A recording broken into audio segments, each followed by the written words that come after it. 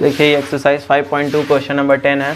तो यहाँ पे बोल रहा है the 17th term of an AP, मतलब कि एक एपी का 17th टर्म जो है वो उसके 10th टर्म को एक्सीड कर रहा है बाई 7, यानी कि 17th टर्म एक एपी का जो है वो उसके 10th टर्म से 7 ज़्यादा है।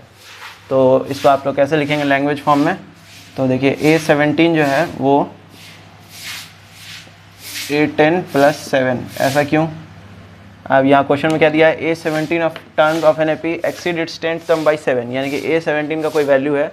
मान लीजिए कि A17 का वैल्यू कुछ दिया है 5 आया, ठीक है। तो ये कह रहा है कि 5 नहीं, मान लेते हैं कि इसका वैल्यू 15 है। तो यहाँ क्वेश्चन में कह रहा है जो A17 का जो वैल्यू है वो A10 के वैल्यू से 7 ज़्यादा है, यानी कि अगर इसका वैल्यू 15 है तो इसका वैल्यू क्या होगा? इसका वैल्यू 8 होगा, तभी ना ये A17 जो टर्म है ये इससे 7 ज़्यादा है। तो दोनों को बराबर करने के लिए आपको क्या करना होगा? इधर या तो आप 7 जोड़ दीजिए या इधर 7 घटा दीजिए, दोनों में से कोई भी आप एक काम कर सकते हैं। बस क्वेश्चन ध्यान से पढ़ना है इसमें आपको, कौन किसको एक्सीड कर रहा है। यानी कि 17th टर्म एक्सीड कर रहा है किसको? 10th टर्म को, यानी कि 17 टर्म बड़ा है तो या तो बड़े वाले में से आप 7 घटा दीजिए या छोटे वाले में 7 जोड़ दीजिए, तो दोनों बराबर हो जाएगा। उसके बाद आपको पता है कि an का फॉर्मूला क्या होता है? a + n - 1 × d होता है। तो A17 का वैल्यू क्या हो जाएगा?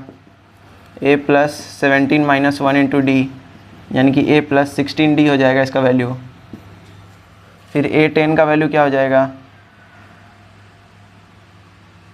इसी फॉर्मूला पे रखेंगे तो a + 10 - 1 × d, यानी कि a + 9d। देखिए हमने A17 और A10 निकाल लिया। a और d का वैल्यू आपको नहीं दिया है, बट आपको d का वैल्यू निकालना है क्वेश्चन में। तो देखिए यहाँ पे क्या हो जाएगा? अब A17 का वैल्यू रख दीजिए इधर, तो a + 16d = a + 9d + 7, ठीक है।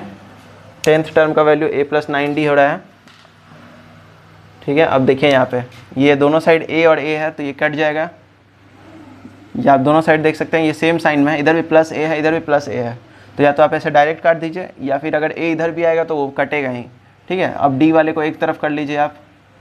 देखिए पहले ये बचा 9d + 7, 16d - 9d = 7, ये कितना हो जाएगा? 7d = 7। तो d का वैल्यू क्या हो गया? 7/7, तो 1 बार में कटेगा, देयरफॉर d का वैल्यू क्या हो गया? 1 हो गया। d का वैल्यू क्या आया? 1 आया। तो यही आपका कॉमन डिफरेंस है 10th नंबर क्वेश्चन में। इतना ही करना था आपको, कॉमन डिफरेंस निकालना था। तो आपने देखा यहाँ कॉमन डिफरेंस, ऐसे हमने दोनों टर्म का वैल्यू निकाला, दोनों को पुट किया और d का वैल्यू आपको मिल गया। तो वीडियो पसंद आया तो वीडियो को लाइक करिए और चैनल को सब्सक्राइब करिए।